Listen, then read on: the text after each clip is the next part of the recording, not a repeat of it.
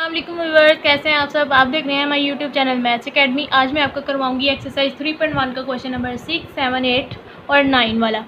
सबसे पहले हम करते हैं क्वेश्चन नंबर 6। उसमें वो कह रहा है 2 नंबर्स आर इन रेशो। दो नंबर्स आपके पास, वो कोई से भी दो नंबर्स हैं, वो आपके पास कौन सी रेशो में है? 5:8। इस दो नंबर्स इस रेशो में है। If 9 is added to each number, अगर हर नंबर में हम क्या कर देंगे, 9 को ऐड करवा देंगे, we get a new ratio. तो हमें एक नई रेशो मिलेगी और वो रेशो होगी आपके पास 8:11।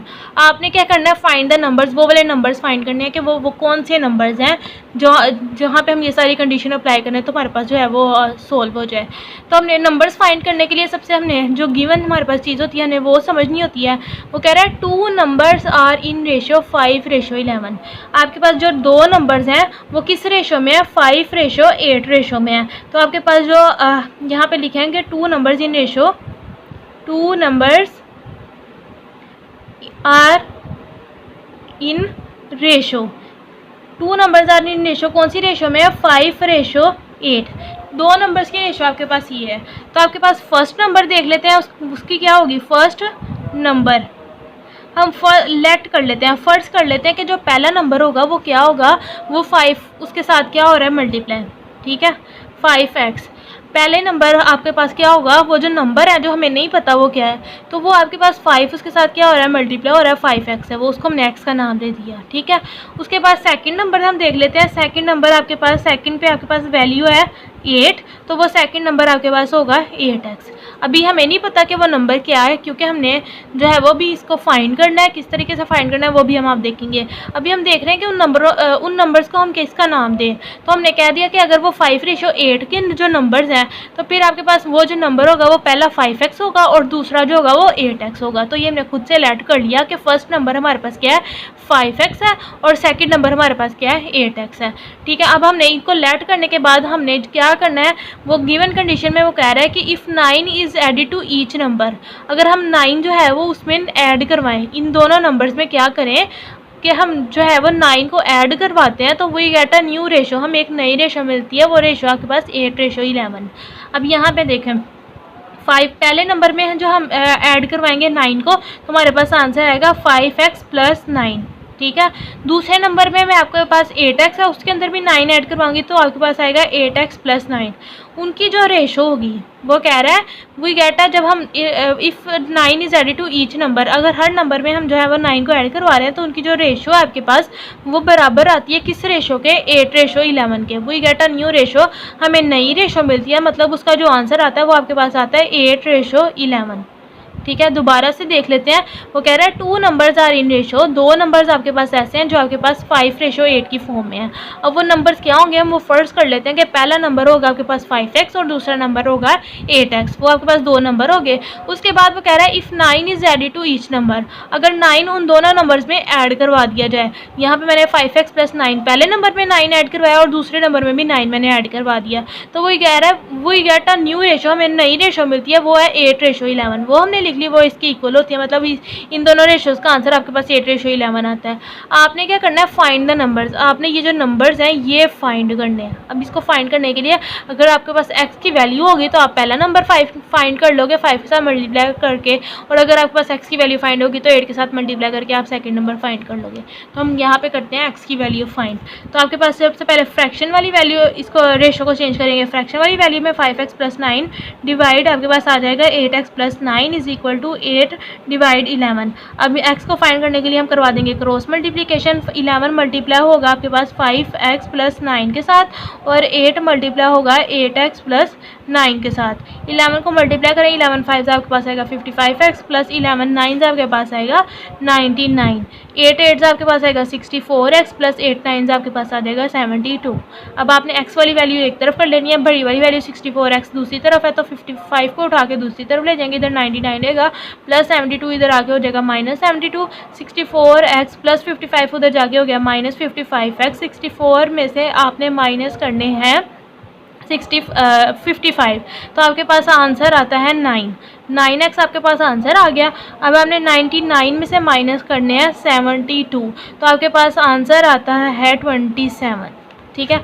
अब आपने x की वैल्यू फाइंड करी है, 9 इधर मल्टीप्लाई हो रहा है, दूसरी तरफ लेके उधर जाके डिवाइड हो गया, x इज इक्वल टू 9 1 9, 9 3 आपके पास आ गया 27, x की वैल्यू आपके पास आ गई 3, ठीक है। अब आपने x की वैल्यू नहीं फाइंड करनी है, आपने वो वाले नंबर्स फाइंड करने हैं। तो आपके पास फर्स्ट नंबर हम फाइंड कर लेंगे, आप लिखेंगे फर्स्ट नंबर, वो आपके पास किसके इक्वल था, 5 को मल्टीप्लाई करवाया था x के साथ, तो हम 5 को मल्टीप्लाई कर देंगे, x हमारे पास है 3, 5 3 हमारे पास आ जाएगा 15, ये आपके पास पहला नंबर आ गया। इसी तरह हम सेकंड नंबर फाइंड कर लेंगे, second number is equal to 13 multiply by x था, तो x हमारे पास आया है 8 मल्टीप्लाई x था, 8 मल्टीप्लाई बाय x की वैल्यू हमारे पास आई है 3, तो 8 3 आपके पास क्या होता है 24, ये आपके पास जो है दोनों नंबर्स फाइंड हो गए। आप यहाँ पे लिख लेंगे हेंस 15 24 आर रिक्वायर्ड नंबर्स, ये जो रिक्वायर्ड नंबर्स थे वो आपने जो है फाइंड कर लिए। यहाँ पे आपके पास जो है वो सोल्यूशन कंप्लीट हो गया। नेक्स्ट आपके पास ये क्वेश्चन नंबर 7 है, ये भी आपके पास सेम क्वेश्चन नंबर 6 की तरह है, ये मैंने पहले से सॉल्व कर लिया ताकि वीडियो जो है वो ज़्यादा लंबी ना बने। क्वेश्चन नंबर 7 है आपके पास, if 10 is added to each number of ratio, अगर आपके पास दो नंबर्स की रेशो आपके पास है 4:13 और उसके अंदर हम 10 को ऐड करवाते हैं तो वही गेट अ न्यू रेशो, हमें एक नई रेशो मिलती है, वो रेशो है 1:2। आपने क्या करना है, फाइंड करने हैं वो वाले नंबर्स, व्हाट आर नंबर्स, वो नंबर्स क्या होंगे, ठीक है। तो आपने उनको सेम इसी क्वेश्चन नंबर 6 की तरह जो है इसको सोल्व कर लेना है। पहले आपके पास गिवन रेशो क्या है 4:13, अब वो हमारे पास जो नए नंबर्स हैं हमारे पास जिनके अंदर हमने 10 जो है वो ऐड करवाना है, वो नंबर्स हम देख लेते हैं। फर्स्ट नंबर हमारे पास हम फर्स्ट कर लेते हैं कि 4x है और दूसरा नंबर है हमारे पास 13x, ये हमने फर्स्ट कर लिया। अब यहाँ पे क्या करेंगे, न्यू रेशो हमारे पास है 1:2, अगर हम इन दोनों नंबर्स के अंदर 10 को ऐड करवाते हैं और इनकी रेशो लेते हैं तो जो नई रेशो बनती है वो आपके पास आती है 1:2। आपने वो वाले नंबर्स जो है वो फाइंड करने हैं। हम यहाँ पे 4x में प्लस करवा देंगे, जो नया नंबर ऐड कर वो प्लस करवाना है वो हमारे पास है 10, तो हमने इसके अंदर प्लस करवा दिया 10, रेशो दूसरा नंबर है 13x, उसके अंदर प्लस करवा दिया 10 इज इक्वल टू जो नई रेशो आई वो हमारे पास आई 1:2, वो हमने इसके बराबर करके लिख दी, इक्वल करके लिख दी। अब हमने यहाँ से x फाइंड कर लेंगे और फिर उस x को जो है 4 के साथ मल्टीप्लाई करके करेंगे तो पहला नंबर फाइंड हो जाएगा, 13 के साथ मल्टीप्लाई करेंगे तो सेकंड नंबर फाइंड हो जाएगा। रेशो को चेंज करेंगे डिवाइड की फॉर्म में, ये हमने कर लिया चेंज। उसके बाद क्रॉस मल्टीप्लिकेशन करवा दी, 2 मल्टीप्लाई हो रहा है, इधर डायरेक्ट मैंने मल्टीप्लाई कर दिया, 2 मल्टीप्लाई होगा 4 के साथ, 2 4 8x प्लस 2 4 10 20, 1 मल्टीप्लाई होगा इसके साथ, तो ये वैसे ही आ जाएगा।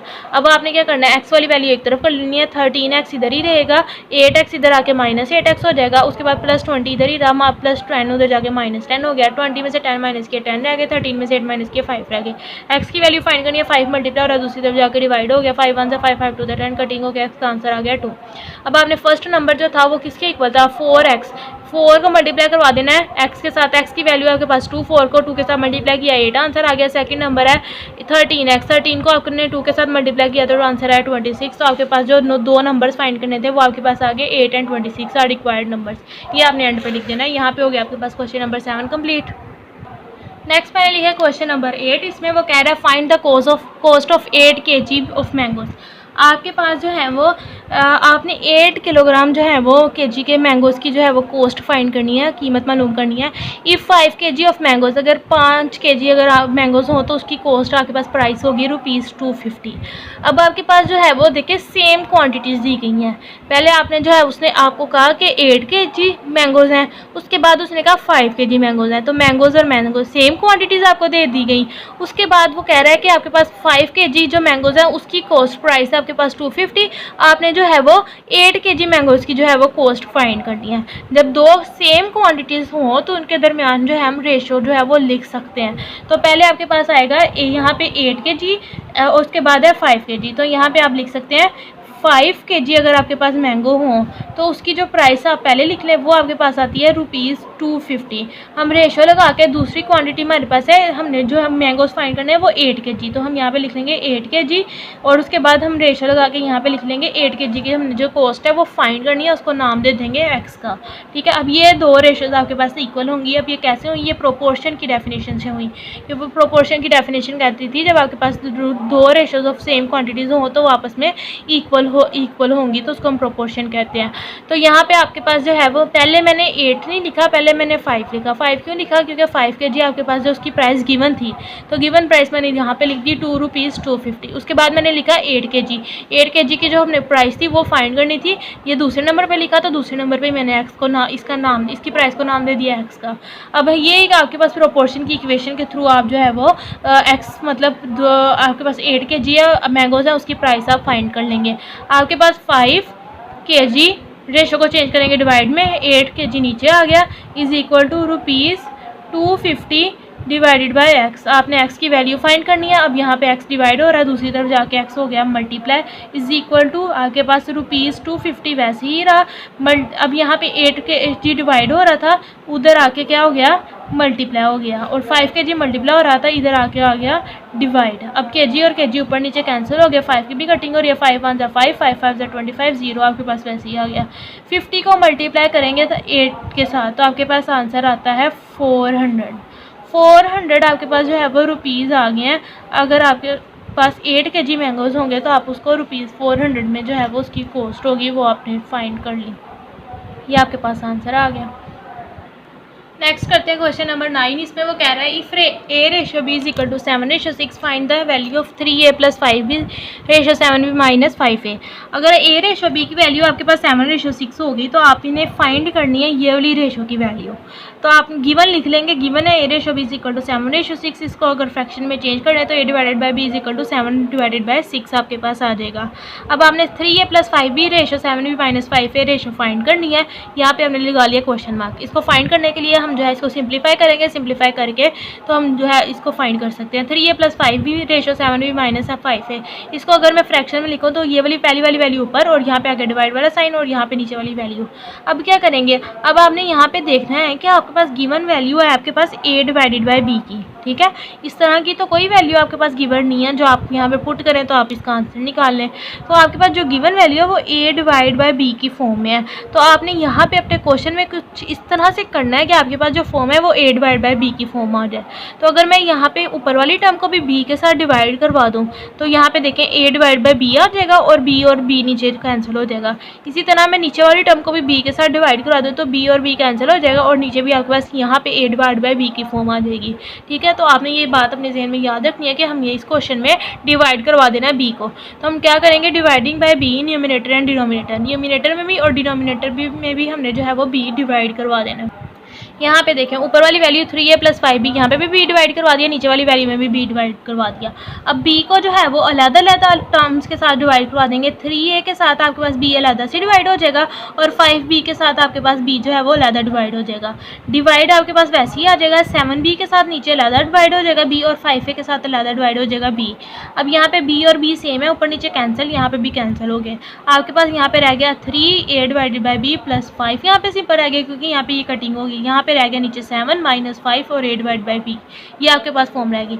अब आपने क्या करना है? पुट कर देना है a डिवाइड b को is equal to 7 divide by 6, क्योंकि ये आपके पास गिवन क्वेश्चन में वैल्यू थी, उसने दी थी कि a रेशो b का आंसर होता है 7:6 गिवन था, तो हमने यहाँ पे ये पुट करवा देना है। अब a डिवाइड बाई b है हमारे पास, तो हम यहाँ पे लिख देंगे 7 डिवाइड बाई 6 + 5 ऐसे ही रहा, डिवाइड में 7 - 5 वैसे ही रहा, a डिवाइड बाई b की जगह हमने लिख दिया 7 डिवाइड बाई 6।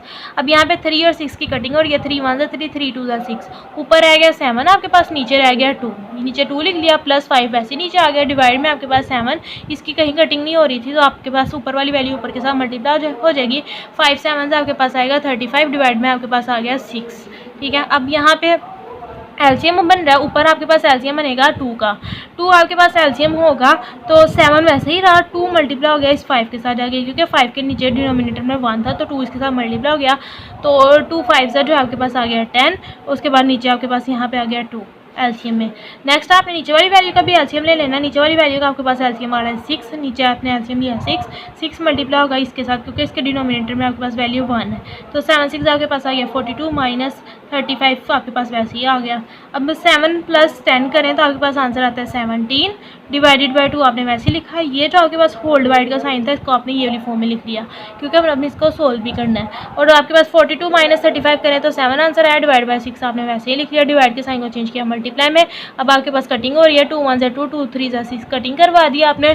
जब आपने डिवाइड का साइन चेंज किया मल्टीप्लाई में तो ये वाली नीचे वाली वैल्यू ऊपर चली गई थी और ये वाली नीचे आ गई थी, ठीक है। ये आपके पास रूल है।